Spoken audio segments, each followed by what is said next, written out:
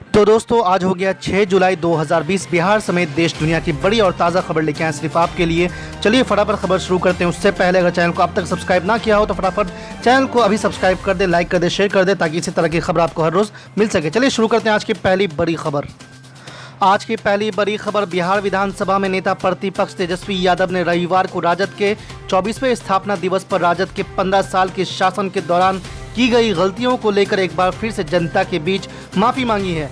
Party की ओर से देश भर में लगातार डीजल और पेट्रोल की कीमतों में बढ़ोतरी को लेकर 5 किलोमीटर की साइकिल रैली का आयोजन के दौरान तेजस्वी ने यह माफ़ी मांगी है। तेजस्वी की ओर से 3 दिनों के भीतर माफ़ी की यह दूसरी अपील है। इससे 2 दिन पहले पार्टी में कुछ नेताओं के शामिल करने के मौके पर आयोजित एक समारोह में भी उन्होंने लोगों से माफ़ी मांगी थी।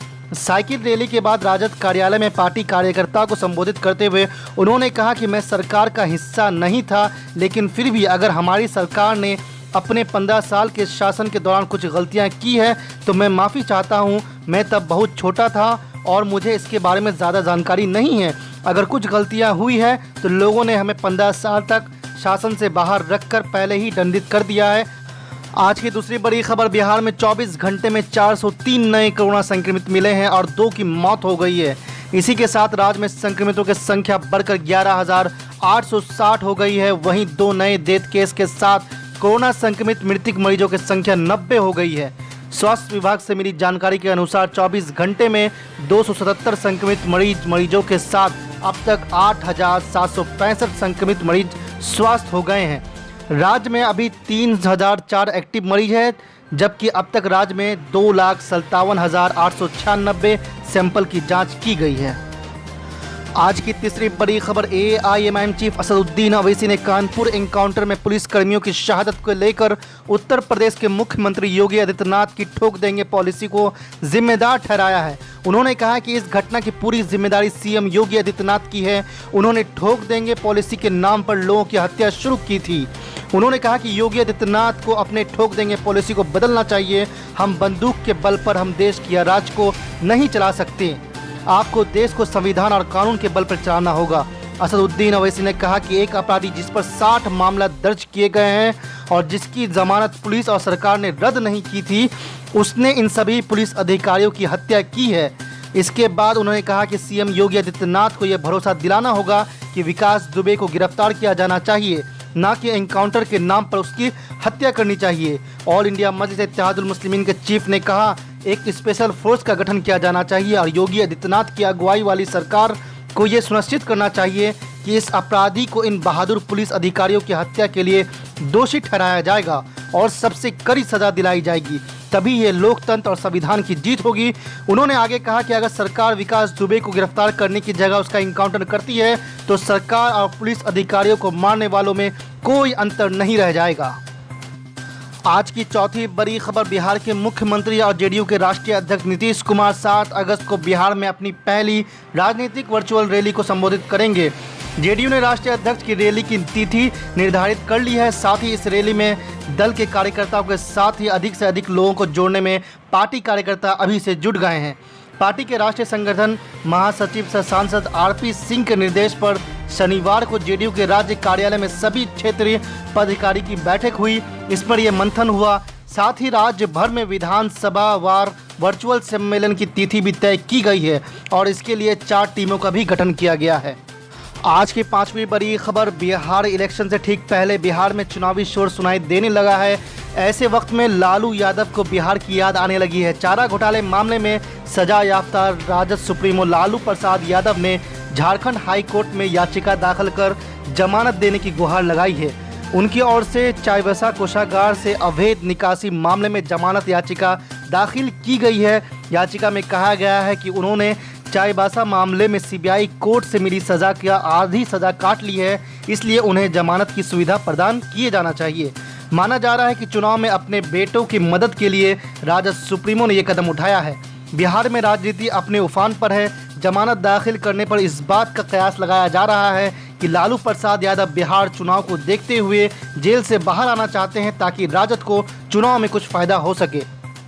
आज की छठी बड़ी खबर, बिहार विधानसभा चुनाव को लेकर शुक्रवार को राहुल गांधी ने राज्य के कांग्रेस के कई नेताओं के साथ वर्चुअल बैठक की। इस बैठक में संगठन महासचिव केसी वेणुगोपाल, प्रभारी शक्ति सिंह गोयल, प्रभारी सचिव वीरेंद्र राठौड़ सहित एडवाइजरी कमेटी के 34 सदस्य शामिल थे। राहुल गांधी के साथ हुई बिहार कांग्रेस के नेताओं की बैठक लगभग 3 घंटे चली। कांग्रेस की यह बैठक चुनाव की तैयारियों को लेकर थी, लेकिन राज्यसभा सांसद अखिलेश सिंह ने पार्टी के नेताओं के खिलाफ ही मोर्चा खोल दिया। बैठक की शुरुआत में ही प्रदेश प्रभारी शक्ति सिंह गोयल को निशाना पर लेते हुए कहा कि जब से गोयल प्रभारी बने हैं उन्होंने जिला स्तर पर कमेटी नहीं बनाई है। वहीं चुनाव को तैयारी को लेकर भी उनके पास कोई प्लान नहीं है। अखिलेश सिंह यही नहीं रुके, उन्होंने राहुल गांधी पर भी सवाल उठाया और बैठक में कहा कि आपने हमारे लिए दरवाजे बंद कर दिए हैं। बिहार को ठीक करना है तो आपको आगे आना होगा।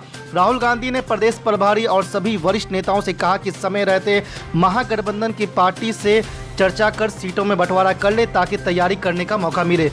उन्होंने लोकसभा चुनाव का संदर्भ देते हुए कहा कि लोकसभा चुनाव के वक्त कांग्रेस ने कई सीटें गठबंधन के लिए छोड़ दी थी और कोऑर्डिनेशन कमेटी में भी कमी दिखी। विधानसभा चुनाव में इस बातों का ध्यान रखना है।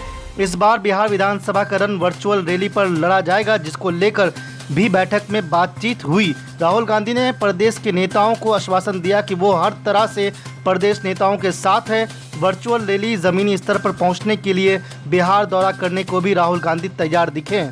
आज की 7वीं बड़ी खबर, बिहार विधानसभा चुनाव से पहले भी नजर आ रहे थे पप्पू यादव काफ़ी ज़्यादा एक्टिव। आपको बता दें कि अब कुछ ज़्यादा ही जाप सुप्रीम पप्पू यादव एक्टिव नजर आ रहे हैं। पटना के अंबेडकर शोध संस्थान दरोगा राय पथ में संपूर्ण आरक्षण क्रांति विषय पर जमकर बरसे जाप सुप्रीम पप्पू यादव। करना चाहिए था चीजों को। अब वो कहते हैं अशोक गहलोत के बाद मैं भी आरक्षण दिया अपने पिछले को, सबसे पहला आरक्षण दिया अपने पिछले को, और पंचायती राज में अशोक गहलोत के मुख्यमंत्री का, और उसके बाद नीतीश कुमार आए, उन्होंने एक लॉलीपॉप थमाया।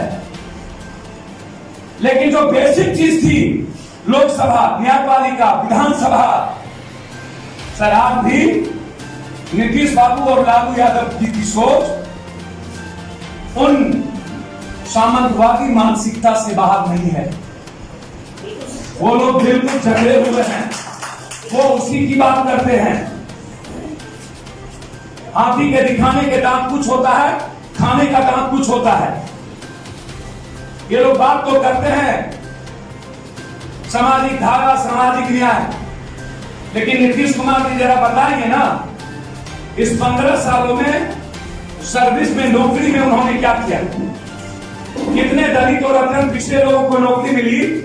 आप लिस्ट उठा के देख लीजिए, आपको पता चलेगा कितने दलित और अत्यंत पिछड़े का बच्चा एजुकेशन में ग्रोथ किया। आप उसको उठा के दीजिए, पता चल जाएगा। सर ये एक बड़ी लड़ाई है। न्यायपालिका में अरुण बाबू कैसे आप आइएगा, जब तक आप न्यायपालिका और आर्थिक और शैक्षणिक आजादी पर कब्जा नहीं कीजिएगा, तब तक आप इस मुहिम को जितना कुछ कर लीजिए कोई प्रगति नहीं होगी। आपको बैक दरवाजे से मारेगा, और वो बैक दरवाजा है आप न्यायालय। जब आप रोड पे आइएगा तो कोरोना वायरस का डर जैसे सोशल डिस्टेंस का दिखा के आवाज बंद कर दी। हिंदुस्तान के 80 करोड़ लोगों, गरीब है, ये नरेंद्र मोदी को अपने जिंदगी के 70 के दशक में पता चला कि 80 करोड़ गरीब है। मोदी गोदी ये सब आप ही लोग किए हैं सर, नीतीश लालू ये सब आप ही लोग किए हैं। इसीलिए सर मैथिली और भोजपुरी में ट्वीट करके और 5 किलो चावल में जिस बिहारी का वोट लेने का सपना मोदी देख सकता है, वहां आप लंबा आरक्षण का खेल मत खेलिए। 1.25 लाख ले लो, अब वोट के घड़ी आया तो अरवा चावल 5 लाख ले लो। जनकपुर में हरी झंडी दिखाया 11 वर्ष का, 1 इंच नहीं चला।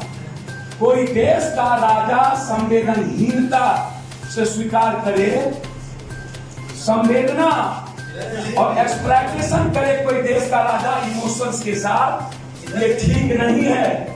देश के राजा को हिंदुस्तान के सरबराह की बात इकोनॉमिकल एजुकेशनल करना चाहिए।